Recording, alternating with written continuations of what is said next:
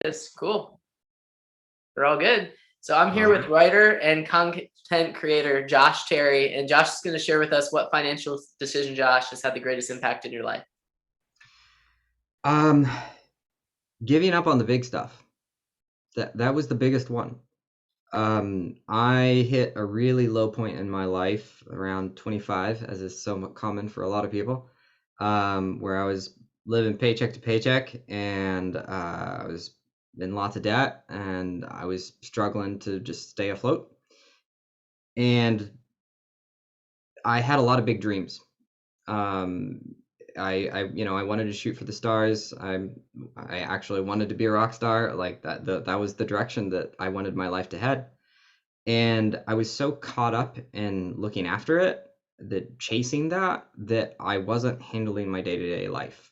I wasn't taking care of really, really simple things. And the it's a tricky trap that I think a lot of people fall for, where we hear a lot of inspiring messages about how you want to shoot for the stars and aim high and have big dreams and all of these things. And it's true, you do, because that keeps the flame alive in some ways. It gives you hope, it gives you excitement. But if you're staring at that flame, you're gonna be like, a moth and fly right into it and die. You can't just be completely obsessed with your dreams. And that was the position I was in. And you really don't see yourself doing it when you're going through that process. I didn't see myself doing it, but it cost me a lot. It cost me my finances, it cost me my friends, it cost me my mental health, it cost me my physical health, all of the above. Being too hyper focused on the big stuff.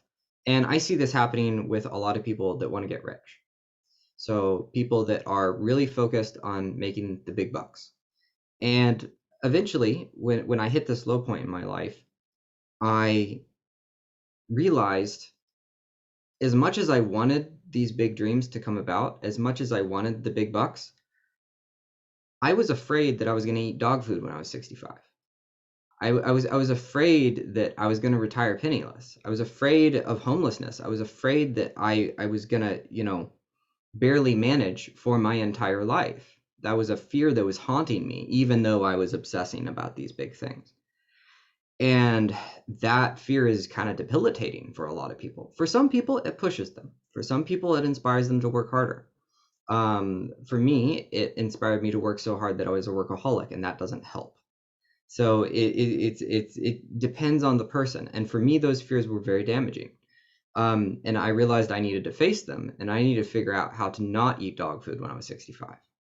And so my in to financial well-being, my into learning about finances and learning all of the fundamentals that extrapolate out, was basic, simple, boring retirement investing. I started taking care of those basics. And I started taking care of paying off my student loans. Those were the only two goals that I had, and the first goal was paying off the student loans, because, like, when I learned about it, I weighed the decisions, and I realized that debt for me is it makes me incapable. It feels like a lead weight holding me down. So I decided to focus on paying off the debt. And before I realized that I was stuck on these big dreams, paying off that debt felt terrible. It felt like shame, because I thought, "Oh, I should go be famous and make a lot of money and then pay it off with one check." Right? And it's really easy to have that, like, fantasy in your mind. Like, I mean, it's the ultimate, like, Hollywood fantasy of, "Oh, I'll fix that when I make it big," right? And you never do, because the thing that gets you to make it big is fixing all of the little things, right? So I gave up on that fantasy, and I realized how rough my life was and how much of a success it would be to make a small payment on my student loan. So, like, the first month, it was like an extra $5, beyond the minimum, and, like, that's what I could manage. And it slowly snowballed as I got my life together.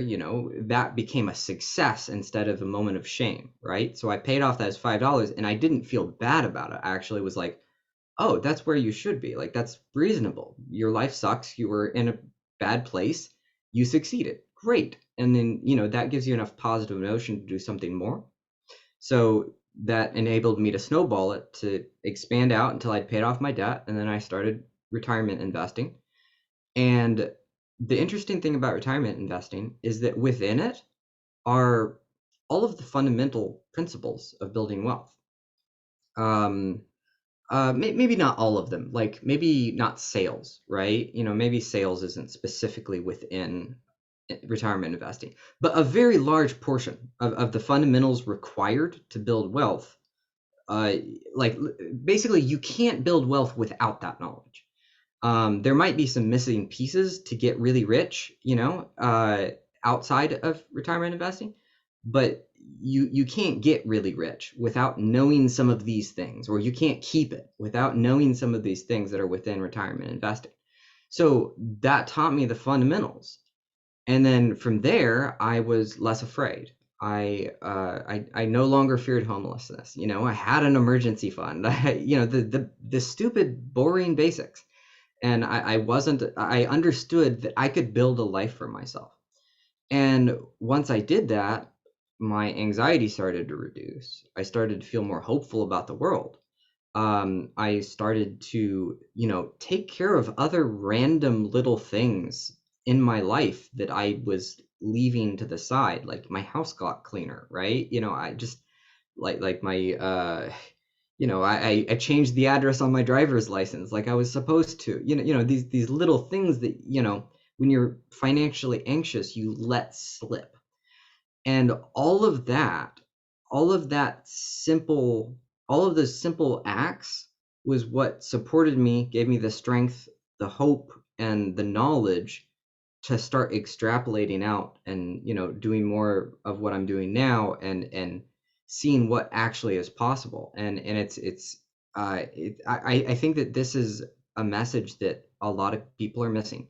I see a lot of kids that are very bored by the idea of something like retirement investing or paying off your student loans. And what I always say is, it's not about the student loan. It's not about the retirement investing. It's about what doing that will teach you, what it will make you capable of.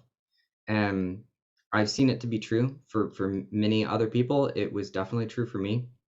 And yeah, that was the most powerful thing I learned about personal finance, about finance in general, is take care of the small things, and be willing to set the big things aside for a little bit, to understand that those small things are worthy.